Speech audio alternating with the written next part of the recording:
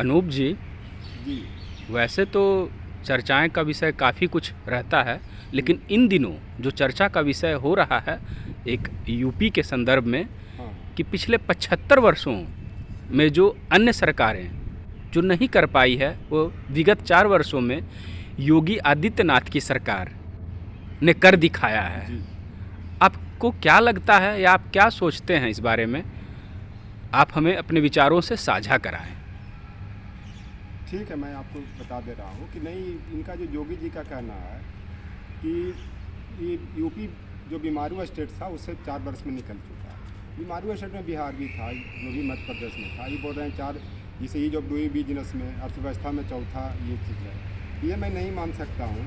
एक चीज़ और है कि जो ये भी आरएसएस के ही हैं, और आरएसएस के जो कोई बड़े लीडर बेंगलुरु में जो हैं, उन्होंने बोला कि जो भी किसान आंदोलन के समर्थन कर रहे हैं वो समाजद्रोही या फिर देशद्रोही है। तो मैं इस चीज़ को नहीं मानता हूँ। ये चलते कि हर कोई संविधान में जो ये बोलते हैं, मान लीजिए मोहन भागवत जी बोले तो पहले कॉन्स्टिट्यूशन में बढ़िया से पढ़ ले, क्योंकि हर कोई का राइट है आंदोलन करने का या फिर संघ बनाने का, या बेचारे व्यक्ति का सबको राइट है। ये चलते ये कहना उचित नहीं है कि समाजद्रोही या देशद्रोही है। और अगर समाजद्रोही के बाद देशद्रोही के बाद 3 लोग, आप लोग जानते ही हैं किस तरह के प्रशिक्षण देते हैं, और ख़ास करके बीजेपी की गवर्नमेंट में इन लोग किस तरह से दहशत फैलाए हुए हैं।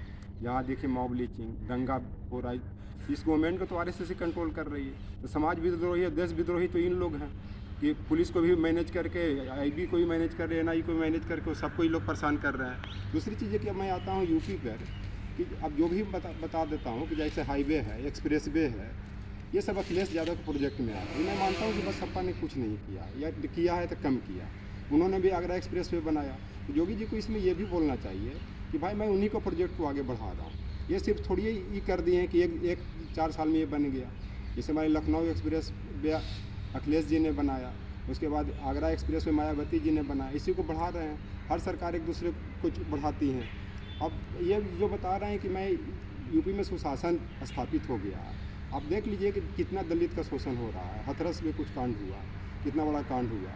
फिर आप उन्नाव में देख लीजिए, इनका जो विधायक कुलदीप सिंह सेंगर इससे जो रिलेटेड हैं वो कन्विक्टेड हैं। वो अब इतना आतंक छाया हुआ था कि वहाँ से उन लोग को दिल्ली में यहाँ पे शिफ्ट करना पड़ गया। आप इसे समझ सकते हैं क्या सुशासन नहीं है। अब एक चीज़ बताइए, जो बोलते हैं कि इतना बहुत विश्वास हो गया, 1 साल से तो लॉकडाउन ही लगा हुआ है, 1.5-2 साल से तो ऐसी अर्थव्यवस्था चौपट है कि 4 साल इसमें कैसे जोड़ रहे हैं, कहाँ विकास दिख रही है। इस चलते मैं नहीं मानता। तो एक चीज़ और मैं बताता हूँ कि भारत की ग्रोथ जब -24% में जा रहा है, तो यूपी में क्या 48% ग्रोथ हो गया 4 साल में, या कुछ बहुत बड़ा ये करके दिखा दिए। तो कहाँ ये सब चीज़ होता है। और इन लोग जो बोलते हैं भारत माता की जय, वंदे मातरम बोलते हैं, इन लोग को भारत माता की जय, वंदे मातरम समझ में नहीं आता। ये सब देशभक्ति और देश समर्पण की बात होती है। और जहाँ पे देशभक्ति और देश समर्पण की बात होती है, वो सबको ले करके चला जाता है, चाहे देश के कोई भी हो, किसी कम्युनिटी का हो, हिंदू हो, मुस्लिम हो, सिख हो, ईसाई हो। यहाँ तो हिंदू दलित में अभी जाते में बांटा जा रहा है, हिंदू मुस्लिम में बांटा जा रहा है, हिंदू सिख में बांटा जा रहा है। तो इसे भारत माता की जय और भारत वंदे मातरम कहने से नहीं, पूरा संस्कृति को झलकाता है। इसी कारण देखते हैं मुस्लिम वंदे मातरम बोलते हैं, भारत माता की जय बोलते हैं। लेकिन इन लोग इस चीज़ को समझ नहीं रहे। और टोपी पहनने का अर्थ होता है, जो आरएसएस वाले टोपी पहनते हैं या खाकी पहनते हैं, टोपी सभ्यता का प्रतीक है, इज्जत का प्रतीक है। इससे सम्मान बढ़ाता है। सम्मान जब बढ़ेगा जब अच्छा काम कीजिएगा। यहाँ तो हर जगह सब चीज़ें बटा हुआ, दंगा, सब लोग डर महसूस कर रहे हैं। यहाँ दलित डरा हुआ है, दलित की जो लड़कियाँ हैं वो बाहर नहीं निकल पाती। अभी कुछ दिन पहले वेस्टर्न यूपी में भी कोई घटना घटी, कितना बुरी तरह घटा। चलते इसको मैं नहीं मान सकता। अब एक इस पर कहावत भी है, कोई रोते रहे कोई खोते रहे, अपना पथ पर हम जोते रहे। इनको इस सबसे मतलब नहीं है कौन रो रहा है कौन खो रहा है। लॉकडाउन में इतने लोग मर गए। देखिए आप योगी जी ने कितने इनकाउंटर करवा के 4 वर्ष में ओबीसी, दलित, मुस्लिम सबको मरवाए हैं, पुलिस से प्राइज भी दिए हैं। आप इसे समझ लीजिए, कोई घर में रो रहा है, कोई घर में खो रहा है, ये अपना पथ पर सवार है कि विकास है। विकास है, कहाँ विकास है? ये आपको मीडिया वाले में आप लोग ये सब समझ में आ रहा है। और एक आपको पता होना चाहिए कि गया में एक फल्गु नदी है, जहाँ पे महात्मा बुद्ध को ज्ञान प्राप्त हुआ है। तो फल्गु नदी के बारे में कहावत कि फल्गु नदी में ऊपर में बालू जरूर है, लेकिन नीचे में उसमें पवित्र जल पाया जाता है।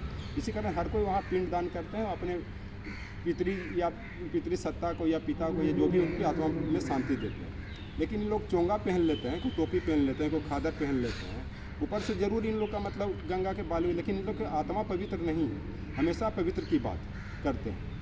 दूसरी चीज़ जो सन्यासी होता है, इन्होंने सन्यास ग्रहण कर लिया। सन्यासी का मतलब श्राद्ध हो जाना, उनको दुनियादारी से मतलब नहीं है। ये तो सत्ता पर ले लिए, मुख्यमंत्री बन गए, उनसे भी दिक्कत नहीं है। अब सत्ता लेने के बाद वोट की राजनीति करके डेली 10-10 झूठ बोलते हैं, दंगा फसाद करवाते हैं।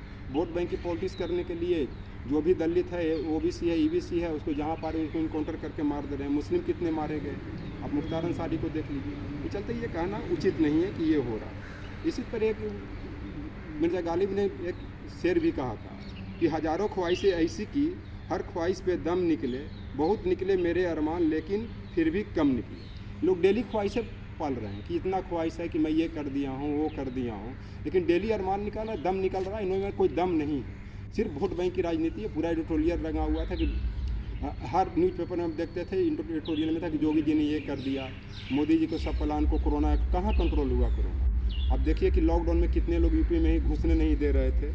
चलते ये कहना उचित नहीं है। दूसरी चीज़ की शिक्षा और संस्कार ज़िंदगी जीने का मूल मंत्र होता है। जो संस्कार उसी में आएगा जो शिक्षित होगा। आप इन लोग देख लीजिए, चाहे योगी जी हैं, कोई है, कहाँ शिक्षित है, अच्छा संस्कार कहाँ से आएगा।